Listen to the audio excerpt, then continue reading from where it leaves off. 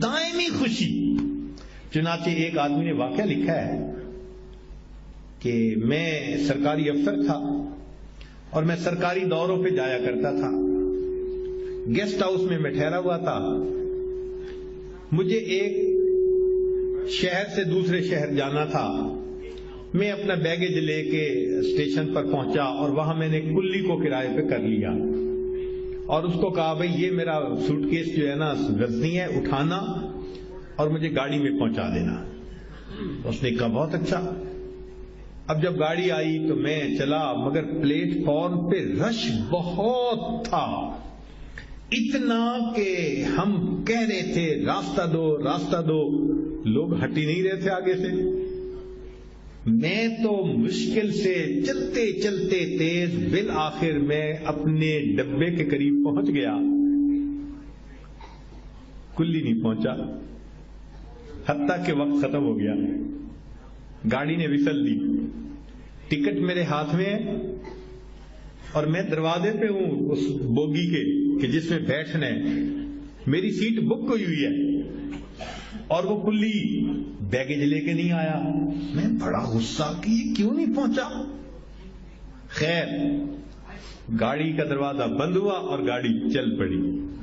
مجھے بڑا غصہ, میرا سارا پروگرام خراب کر دیا اس نے. تھوڑی دیر کے بعد لوگ جب جانے لگے, رش کم ہوا, تو میں نے دیکھا کہ وہ کلی ایک طرف سے آیا اور اس کو پسینہ آیا ہوا تھا اور آتے ہی اس نے کہا کہ سر آپ پلیز مجھے معاف کر دے. رش اتنا تھا, لوگ ہٹتے ہی نہیں تھے. میں تو چیخ چیخ کے تھک گیا. لوگوں نے مجھے نہیں آنے دیا اور معاف کر دیجیے آپ کی گاڑی مس ہو گئی. کہنے لگے میں نے دل میں سوچا کہ اپنی طرف سے کوشش تو اس نے کی نا, غصے ہونے میں کیا فائدہ. میں نے اس کو کہا کہ اچھا کوئی بات نہیں, میں آج کی بجائے کل چلا جاؤں گا, مجھے تمہارے اوپر کوئی ناراضگی نہیں. کہتے وہ تو ایکسپیکٹ کر رہا تھا کہ اس کو گالیاں نکلے گی. وہ جانتا تھا کہ میں کوئی بڑا افسر ہوں, وہ تو گالیوں کی توقع رکھتا تھا. جب میں نے آرام سے معاف کر دیا تو کہتے ہیں کہ اس کی آنکھوں میں ایک چمک آ گئی, چہرے پہ خوشی آ گئی. وہ مجھے کہنے لگا اچھا سر آپ نے جانے تو میں آپ کو آپ کی سواری تک یہ سوٹ کیس پھر پہنچا دیتا ہوں. اب اس نے سوٹ کیس اٹھایا, میرے پیچھے پیچھے چل رہا ہے. مجھے اس نے گاڑی میں بٹھایا, میں پھر گیسٹ ہاؤس آ گیا. اب اگلے دن جب میں گیا تو کہنے لگے کہ میں نے اسے دیکھا کہ وہ دروازے کے اوپر اسٹیشن کے انتظار میں کھڑا تھا. میں نے اس کو دیکھ کے کہا تم انتظار میں کیوں؟ صاحب کل مجھ سے غلطی ہو گئی تھی, آپ نے مجھے معاف کر دیا. میں نے آج اور کوئی کام نہیں کیا, میں صرف اس انتظار میں ہوں, آپ کا سامان اٹھاؤں گا, میں گاڑی تک پہنچاؤں گا. کہنے لگے میں نے اسے گاڑی کا سامان دے دیا. اس نے اٹھایا اور پھر آ کر مجھے گاڑی کے پلیٹ فارم تک پہنچایا. میں نے کہا کہ اب چلے جاؤ. کہنے لگا نہیں, جب تک آپ گاڑی پہ سوار نہیں ہو جائے گے میں نہیں جاؤں گا. اس نے مجھے گاڑی پہ سوار کروایا. کہتے ہیں کہ پھر میں نے اسے کہا چلے جاؤ.